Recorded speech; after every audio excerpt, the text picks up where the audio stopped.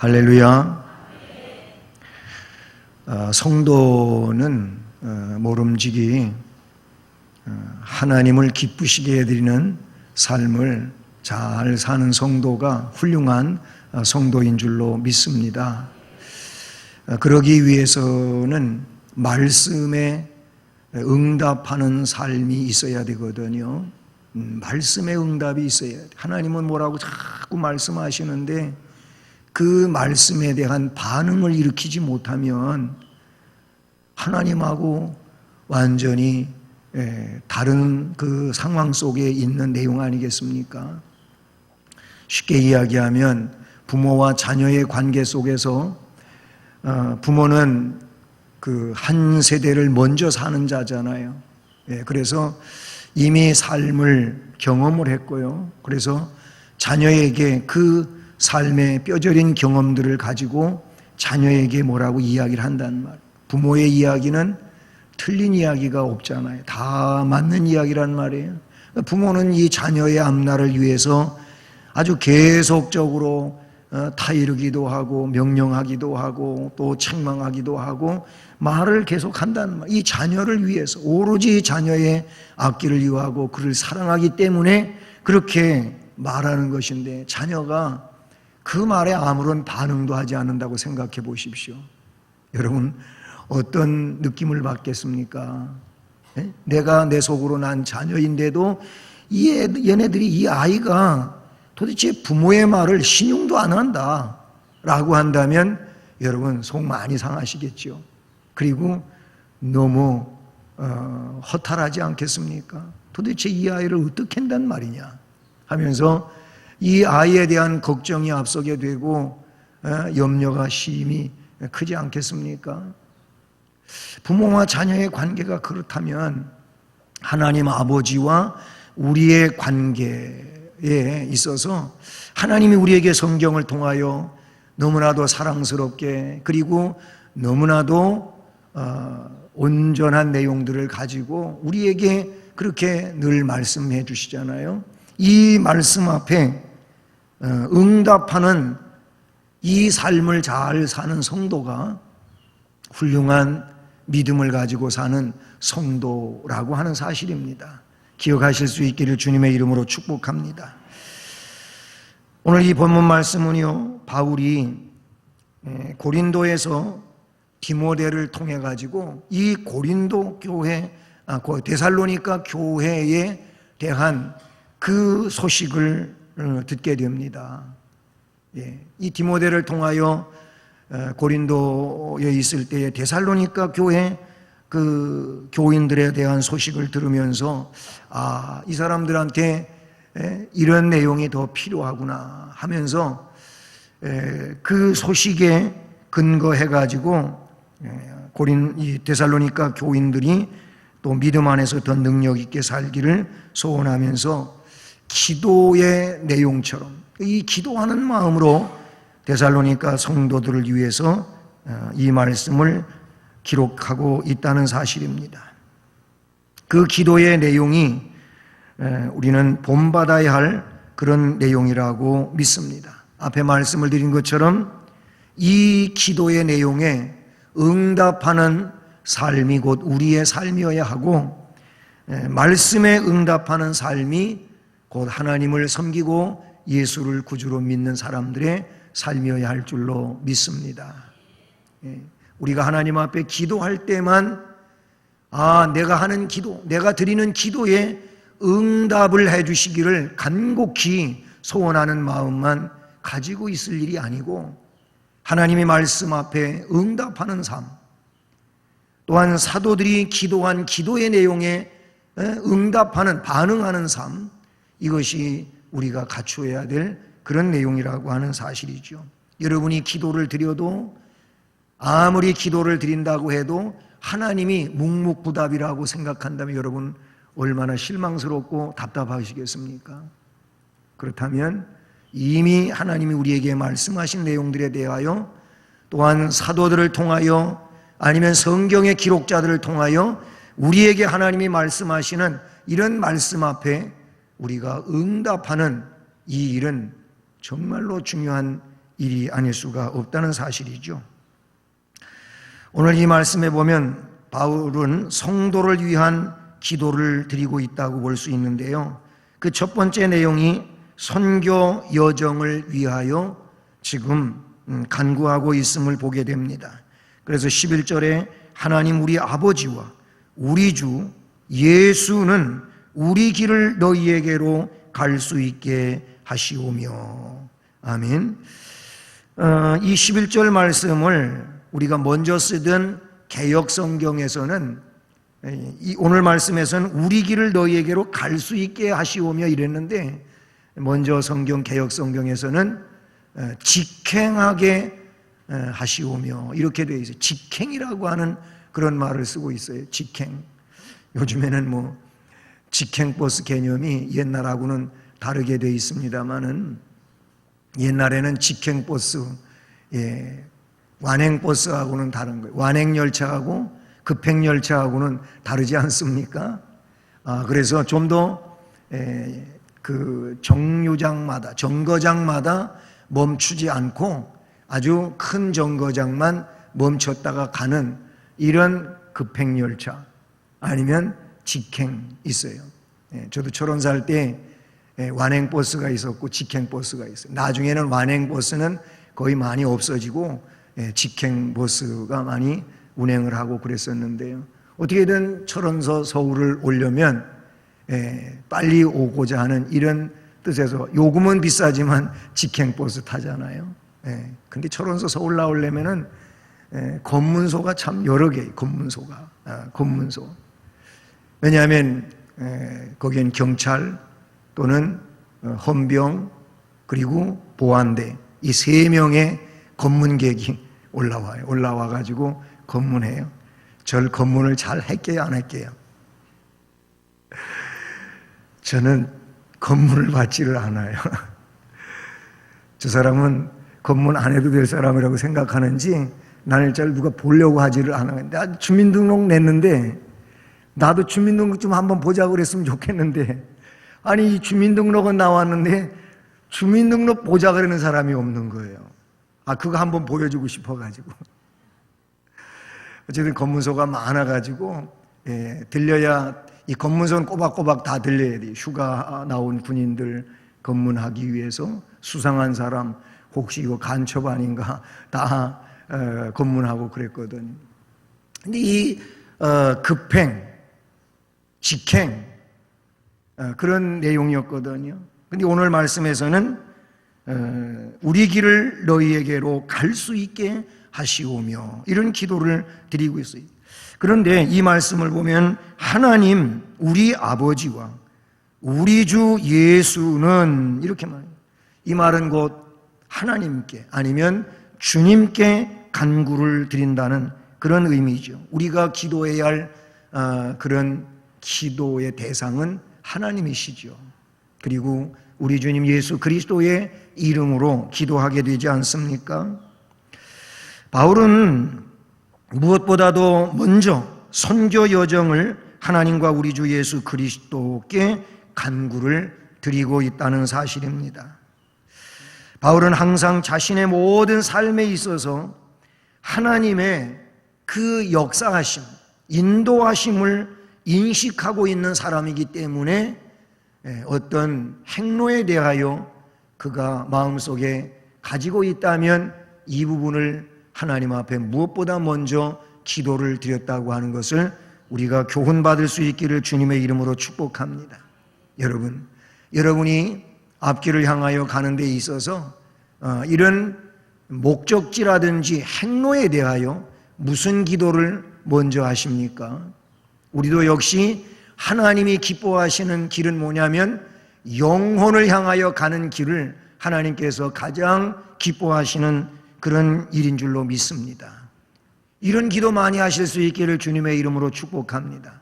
쉬운 얘기로 영혼을 전도하고 영혼을 구원하고 영혼을 세우는, 그리고 하나님이 기뻐하시는 이런 영혼과의 관계를 맺는 이 기도를 위하여 보다 많이 기도할 수 있기를 주님의 이름으로 축복합니다. 그는 항상 새로운 선교지로 출발하기에 앞서서 주께 기도를 드렸고 기도의 응답을 바꿔서 출발하는 이런 일도 성경에 기록이 되어 있지 않습니까? 사도행전 16장 6절로 10절의 말씀을 보게 되면 소아시아에서 더 전도하고 싶었는데 그런데 전도의 길이 자꾸 막히고 중단이 됩니다. 그때 유럽의 첫 전도지인 빌립보로 가게 되는 이 내용을 우리가 볼 수 있어요. 그때 바울은 계획이 있었지 않습니까? 소아시아 전도 계획이 있었어요.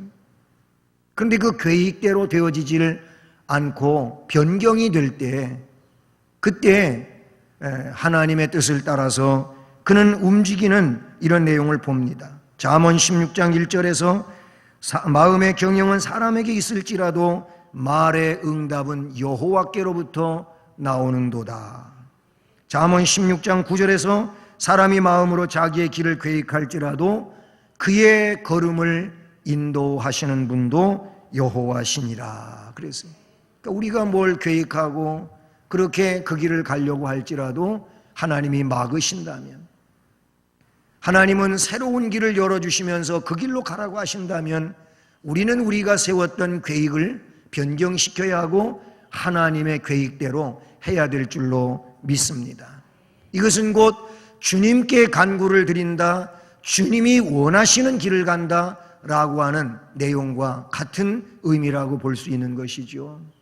그런데 우리는 너무 그런 면에서 고집스러운 데가 없지 않아 있거든요. 하나님이 그게 아니고 이거다 이렇게 말씀을 해 주시는 데에도 굳이 그걸 붙들고 놓지를 않고 이것이 되어야 된다고 관철시키려고 하는데 괜히 집만 빠지고 안 되는 거죠.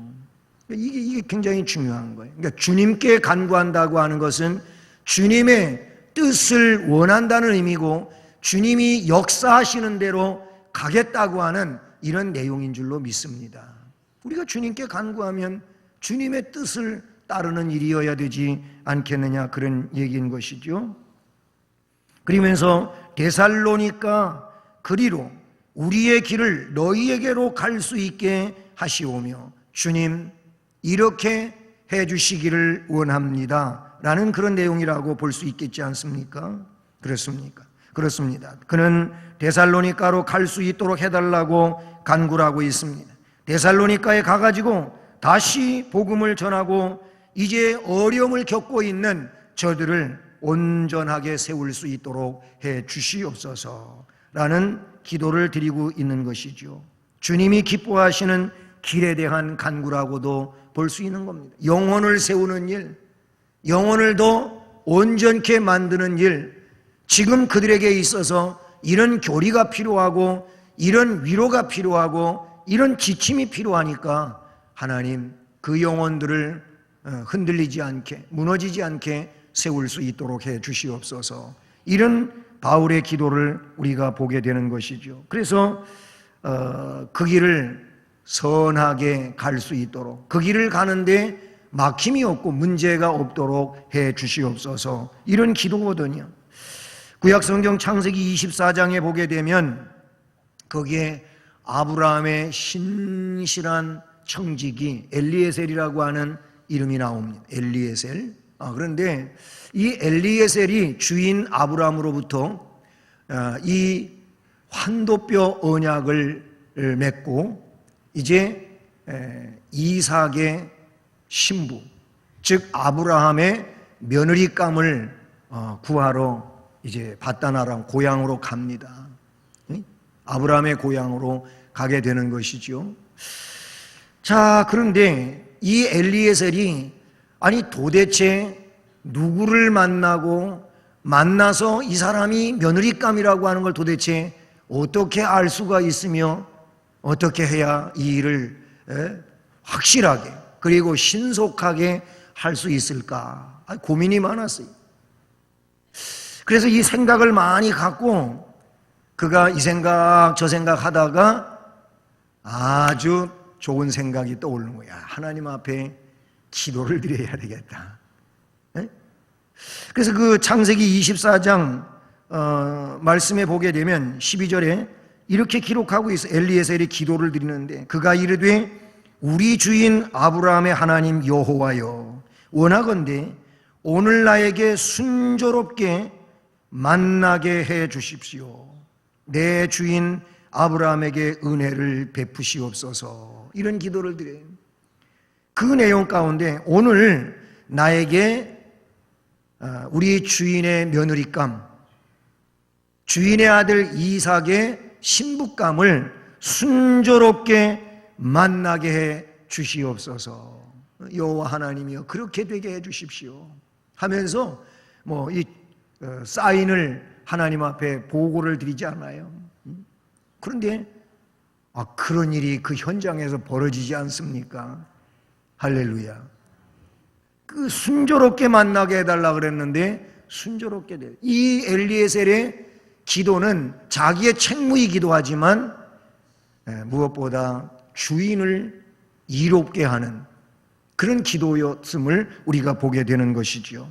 인간은 하나님의 인도를 받지 않으면 사실상 하나님이 원하시는 대로 단 한 발자국도 나아갈 수 없다고 하는 사실을 우리는 기억하고 하나님의 뜻을 구하는 이런 믿음이 되어야 할 줄로 믿습니다.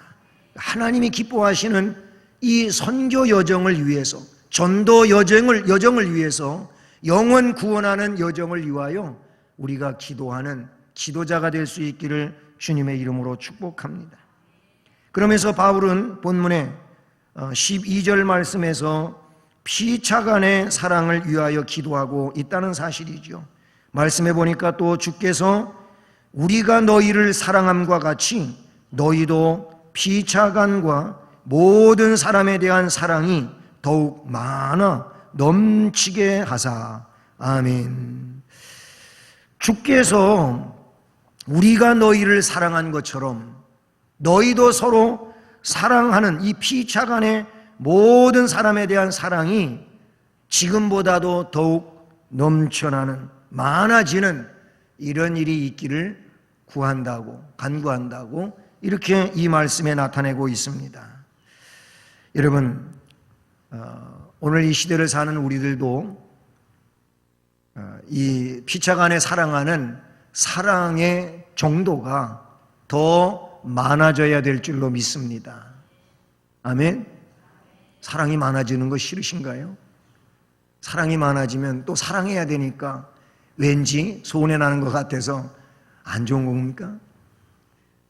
이건 조금 다른 얘기지만은 저는 실제적으로 그런 분을 만난 적이 있고 얘기를 들은 적이 있어요. 이건 잘못된 건데 교회를 다닌 지가 꽤 오래됐어요. 남자분인데, 근데 부인은 열심히 아주 은혜로운 생활을 잘 해요. 근데 남자는 교회만 왔다 갔다 하지 은혜 생활이 별로 안 이어지는 거예요. 그분은 너무 답답해가지고 제가 좀 권면하면서 얘기를 한 적이 있어요. 아니, 이제 이쯤 되면은 뭐가 좀 뜨거워져야 되지 않겠느냐. 언제까지 그렇게 은혜 받지 못하고 그냥 시계추 모양 교회가 왔다 갔다만 하시겠냐고. 그랬더니 이분이 대뜸 하는 얘기가 성령 받는 게 무서워요. 그러더라고요. 그래서 이게 뭔 얘기인가 했어요. 깜짝 놀랐어요. 성령 받는 게 무섭다니. 아니, 성령 받는 게 왜 무서워요? 성령 받고 은혜 받으면은 열심히 일해야 되잖아요. 난 열심히 일하는 게 왠지 마음에 안 든다는 거예요. 이런 분이 있더라고요. 여러분이 사랑이 더욱 넘치고 사랑이 더 많아지고 그러는 게 더 좋은 일이죠. 그게 신앙인으로서 사모해야 될 일 아니겠습니까? 아니, 은혜 받으면은 교회 일 열심히 해야 되고 주님 복음전도 열심히 해야 되고 직장이나 가정이나 이웃에서 그래서 모범되게 살아야 되니까 그게 싫다는 거예요. 여러분, 주의 은혜로 충만하시기를 주님의 이름으로 축복합니다. 사랑이 더욱 풍성해질 필요가 있어요. 왜 그러냐면 외부에 박해가 있는데 이 외부적인 박해를 이기기 위해서 주님이 나를 사랑해 주셨다고 하는 사랑을 느끼면서 거기에 따르는 이제 주님을 향한 사랑과 그리고 형제 자매를 향한 사랑이 더 많아지고 더 풍성해지는 이런 일이 되어야 된단 말이에요. 그래야 신앙생활에 승리가 있고 그리고 여러 가지 지금 당면하고 있는 신앙의 그런 문제들을 이겨낼 수 있는 축복이 되는 줄로 믿습니다. 그래, 사랑을 피차간에 나누는 일은 우리 주님이 기뻐하시는 일이고 또한 우리가 이런 일을 감당함으로 신앙생활의 보람을 느끼게 될 것이고 그리고 그 자체로서 아름다운 열매를 맺어가는 그런 일 아니겠습니까? 베드로 사도는 그래가지고 신앙의 덕목을 이야기하면서 무슨 이야기를 하고 있느냐 하면은 사랑의 형제 우애를 더하라고 이런 말씀을 하고 사랑의 형제 우애를 하면서 쭉 말씀을 이어가는 그 신앙의 8가지 덕목에 대해서 말씀하고 있는 것을 우리가 보지 않습니까? 교회 안에서 사랑을 잃어버리게 되면 다툼이 생기게 되고 미움이 생기게 되고 시기가 생기게 되고 그래서 분쟁하는 일이 생기잖아요. 교회 안에서 서로 다투면 안 되는 줄로 믿습니다. 다투면 안 된다는 말이에요. 목사하고 장로님하고 다퉈도 안 되고 한국 교회는 그런 교회들이 꽤 있었잖아요.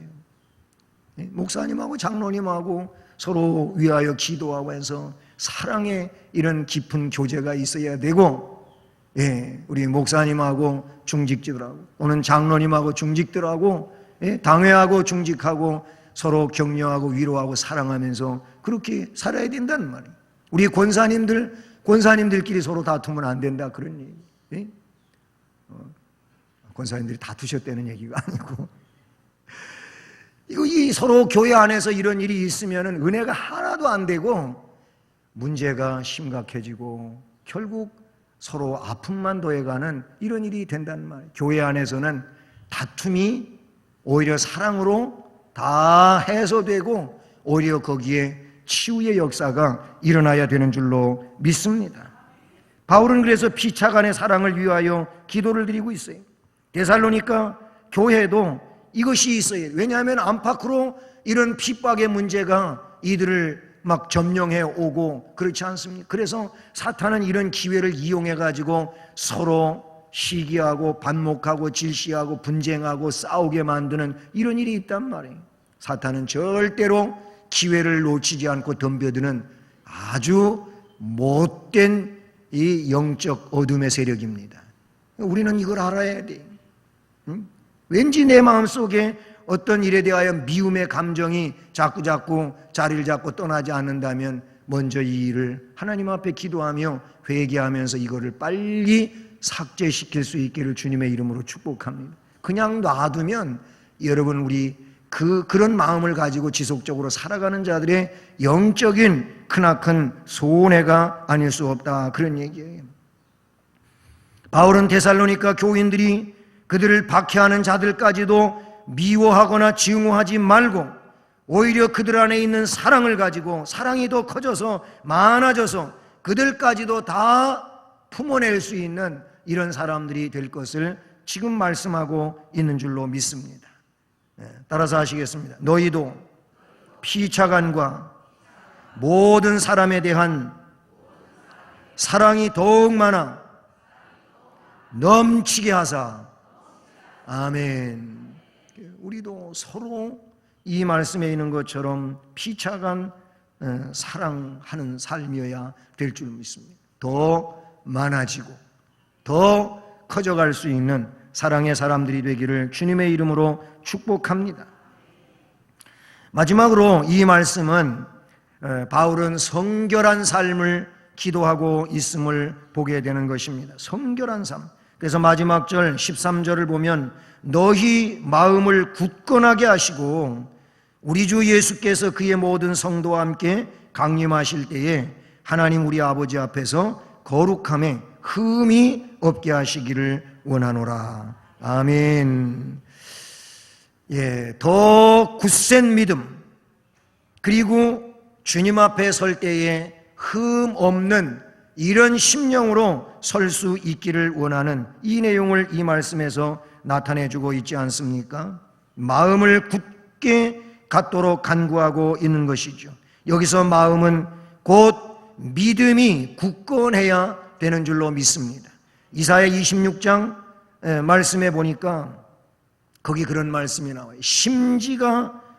주께서 심지가 견고한 자를 평강하도록 지키시리니 이는 그가 주를 신뢰함이니이다.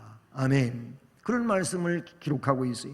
주님께서는 심지가 견고한 사람, 그 사람을 평강하도록 지켜주신다고 했고, 더 나아가서는 그가 지금 그렇게 견고한 심지를 가지고 있는 것은 주를 신뢰하기 때문이라고 말씀하고 있는 것입니다. 여러분, 주님을 온전히 신뢰함으로써 견고한 심지가 되기를 주님의 이름으로 축복합니다. 그래야 평강하도록 지켜짐을 받는다고 말씀하고 있다는 사실이죠. 마음이 굳세지 못한 자는 지금은 괜찮은 것 같다가도 좀 세월이 흘러가면은 결국 흔들릴 수밖에 없잖아요. 마음이, 이 믿음이, 이 주를 신뢰하는 이 믿음이 견고해야 될 줄로 믿습니다.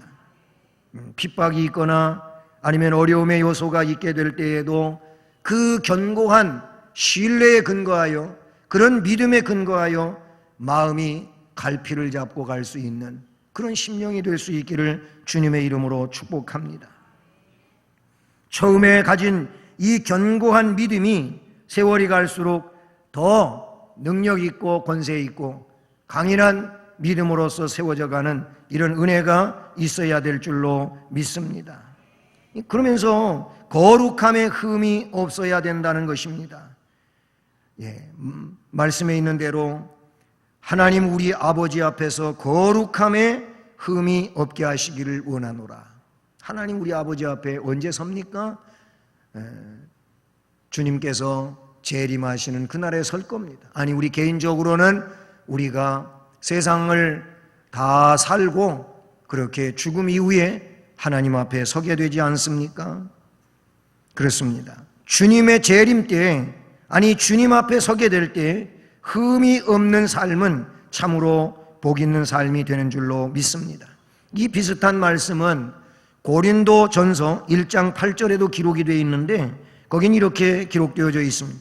주께서 너희를 우리 주 예수 그리스도의 날에 책망할 것이 없는 자로 끝까지 견고하게 하시리라 그랬어요. 주님께서 너희를 그 그리스도의 날에 책망할 것 없는 자로 견고하게 설 수 있게 해주실 거다. 책망할 것 없는 자가 곧 무엇입니까? 잘못됨이 없는, 흠이 없는, 점이 없는 이런 상황이라고 볼 수가 있어요. 빌립보서 1장 10절 말씀에서는 너희로 지극히 선한 것을 분별하며 또 진실하여 허물 없이 그리스도의 날까지 이르고 그랬어요. 거기도 허물 없이 그리스도의 날까지 이르고 그렇잖아요. 중요한 것은 주님의 날입니다. 주님의 날, 주님 재림하시는 날, 그날 내가 어떤 존재로 주님 앞에 서느냐 하는 거예요. 이건 굉장히 중요한 일이잖아요. 그래서 우리는 항상 재림의 때 아니면 심판의 주님 그 심판대를 생각하면서 지금 현재를 살아가는 자가 되어야 한다는 내용을 자주 말씀을 드리게 되는 겁니다. 그렇죠. 이것이 있을 때 지금 현재를 살아가는 우리의 믿음 생활이 바르지 않겠습니까? 제대로 된 믿음 생활을 해 갈 수 있다는 사실인 겁니다. 그렇습니다. 성도는 단순히 주님으로부터 죄 사함을 받은 것에만 만족해서는 안 되는 겁니다. 이 죄 사함 받은 자로 주님을 영화롭게 해드리기 위해서 하나님의 영광을 선포하기 위하여 우리는 세상 속에서 부끄럽지 않게 살아야 되는 줄로 믿습니다. 그걸 이 말씀은 흠이 없는 상태라고 이야기하고 있어요. 흠. 우리 하나님이 기뻐하시는 거는 흠 없는 거예요. 그래서 제물도 흠 없는, 점 없는 그런 제물을 드릴 것을 계속 제물과 관계될 때 말씀해 주고 있지 않습니까? 만약에 세상에서도 총독한테다가 뭔가 이렇게 그 선물 혹은 뇌물이라 그럴까요? 갖다 주는데 온전치 못한 거, 그 짐승으로 말한다면은 온전치 못한 거, 다리 절고 비루 먹고 아니면 상처나고 빼빼 마르고 이런 거 갖다가 주면 그걸 받겠느냐는 거예요. 그런 걸 가져왔다고 오히려 호통을 치지 않겠느냐. 하물며 하나님 앞에 드리는데 그렇게 찌끄러기 같은 거 갖다 드리면 되겠냐. 하나님 그런 짐을 받을, 그런 걸 뭐가 없어가지고 드리라고 하는 것도 아니고 너의 정성을 하나님께서 보시는데 그 하나님 앞에 그렇게 해서 되겠냐. 그러니 우리 성도들은 항상 좋은 걸 구별해야 돼요. 시간도 좋은 걸 구별해야 되고 다 하나님의 시간이고 귀한 것이지만 하나님 앞에 드리는 거는 정말 좋은 거를 드리려고 우리가 힘써야 된다. 시간도 그래. 그래서 일주일에 7일이 있지만은 이 주의 날은 뭐예요? 이것이 으뜸의 날인 거예요. 이것이 가장 귀한 거예요. 주의 날을 우리가 구별해서 잘 드려야 된다는 거예요. 첫 열매, 10개에 하나, 이런 그 기준들은 하나님이 그들의 정성을 보시고 그들의 믿음을 보시는 어떤 기준점이라고 하는 것을 우리는 이야기해요. 흠이 없는 것을 원하신다는 거예요. 우리가 그런 삶을 사는 자가 되기를 주님의 이름으로 축복합니다. 그래요. 바로 자신을 죄로부터 멀리 해야 할 것이고 거룩한 자로서의 성결한 삶을 사는 이 일에 있어서 우리는 열심을 다해야 될 줄로 믿습니다. 왜? 이는 죄를 지음으로 다시 구원해서 멀어질 것을 두려워하기 때문에가 아니고 이미 죄사함을 받았기 때문에 감사함으로 자신을 성결하게 해서 하나님을 영화롭게 해드려야 하는 그런 책임이, 그런 의무가 우리 안에 있기 때문인 줄로 믿습니다. 이렇게 자신을 정결하게 지키는 자는 마지막 날 주님께서 강림하시는 그때 무흠한 자로서 하나님 앞에서 복과 영광을 얻는 이런 축복의 심령이 될 줄로 믿습니다. 이제 우리는 앞에서 말씀을 드린 것처럼 이 말씀에 응답하는 삶이 되기를 주님의 이름으로 축복합니다. 선교 여정을 위하여 기도를 하고 있는 이 점에 있어서 우리가 선교 여정의 응답자가 되어야 된다, 그런 얘기예요. 그래서 거기 아름다운 열매를 맺는 역사가 있어야 되고 또한 피차간 서로 사랑하는 사랑이 더 많아지고 넘쳐나기를 원한다고 했으니 여기에 우리가 또 응답이 있어요. 그러니 우리는 서로 어떻게 피차간의 사랑이 더 많아지고 풍성해지는 이런 은혜의 삶을 살아갈 수 있기를 축복하고요. 마지막으로는 정결한 삶에 우리는 응답이 있어야 될 줄로 믿습니다. 또 한 주간도 살아가실 때에 우리 주님이 기뻐하시는 정결한 주의 신부가 되기를 주님의 이름으로 축복합니다.